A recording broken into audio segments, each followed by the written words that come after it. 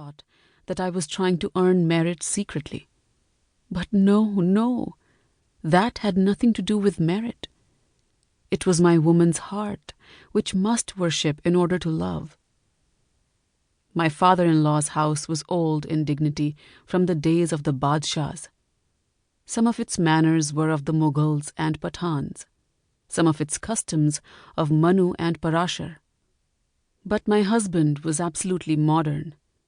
He was the first of the house to go through a college course and take his MA degree. His elder brother had died young, of drink, and had left no children. My husband did not drink, and was not given to dissipation. So foreign to the family was this abstinence that to many it hardly seemed decent. Purity, they imagined, was only becoming in those whom fortune had not smiled. It is the moon which has room for stains, not the stars. My husband's parents had died long ago, and his old grandmother was mistress of the house. My husband was the apple of her eye, the jewel on her bosom, and so he never met with much difficulty in overstepping any of the ancient usages. When he brought in Miss Gilby to teach me and be my companion, he stuck to his resolve in spite of the poison secreted by all the wagging tongues at home and outside. My husband had just then got through his BA examination and was reading for his MA degree, so he had to stay in Calcutta to attend college. He used to write to me almost every day, a few lines only and simple words, but his bold, round handwriting would look up into my face, oh, so tenderly. I kept his letters in a sandalwood box and covered them every day with the flowers I gathered in the garden. At that time, the prince of the fairy tale had faded, like the moon in the morning light.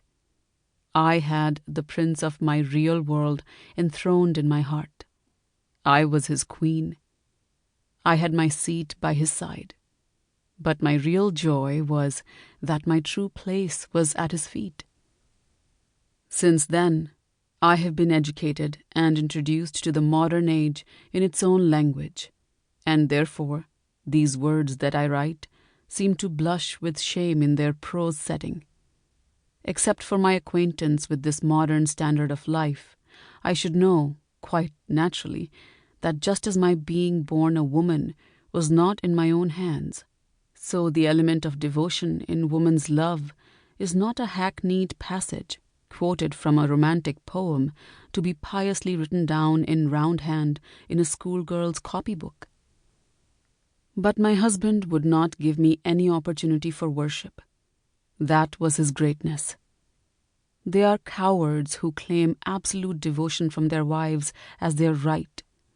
That is a humiliation for both. His love for me seemed to overflow my limits by its flood of wealth and service. But my necessity was more for giving than for receiving, for love is a vagabond who can make his flowers bloom in the wayside dust better than in the crystal jars kept in the drawing room.